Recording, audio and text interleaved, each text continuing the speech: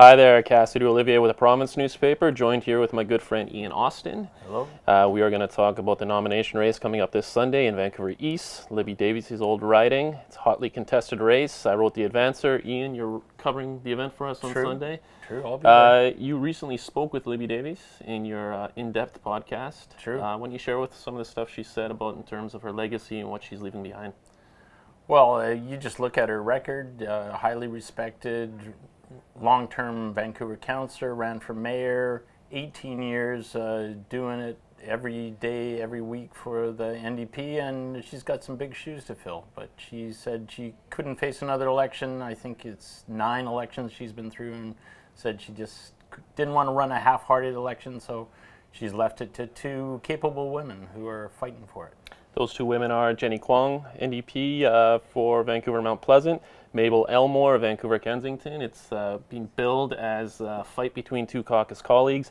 Kwan, I think, is seen as a front runner right now. She has a bigger profile. That's right. She's the veteran of the 2. She's been an MLA since 1996. Everybody knows of her. They may not like her, but everyone knows of her. So if you look at her compared to Mable, Elmore has only been an MLA for 6 years now, so quite a difference in experience. That doesn't always mean it's a foregone conclusion, but most people think Kwan will win. Kwan has the bigger list of endorsements, as we said, higher profile, but she's not without her controversy. How do you think that might play out?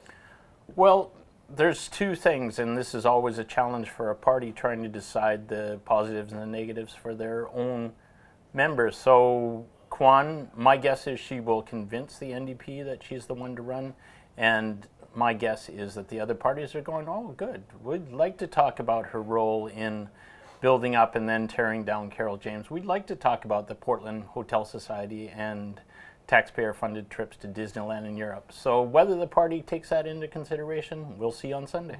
And Mable is also seen as a very competent organizer. She might be the dark horse in here. She's upset in the past.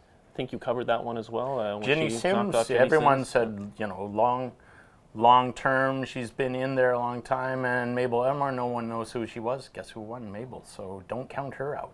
And just lastly, this will, granted, one of them, assuming one of them wins, which is likely, it's going to trigger a by-election in their respective provincial ridings. True. What can we expect coming up? Well, generally, the sitting government has trouble in by-elections, so I expect there to be, in these NDP-held riding, I expect there to be a sort of a protest vote against Christy Clark, and an NDP unnamed person at this time will fill either one of those ridings. That's my guess. Looking forward to reading your story on Monday. Thanks for doing this with me. Okay, all Thank you. Take care.